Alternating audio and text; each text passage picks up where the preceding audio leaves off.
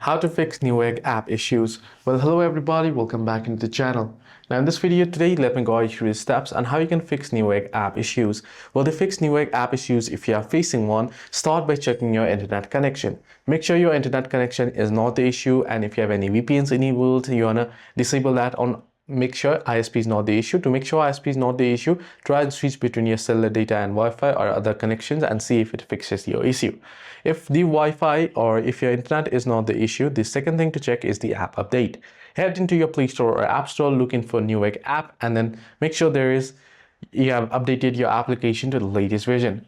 Now, in case there is no any update available, then you can force the update. It's because it can be a glitch or a bug. So to fix the glitch or a bug and then force the new update, you want to head into your settings. Now, if you're using Android, head into settings, head into apps and clear the data or clear the cache. If you're using iOS, head into settings, head into general, head into iPhone storage, and then open up the Newegg application from here, and then you can offload the app.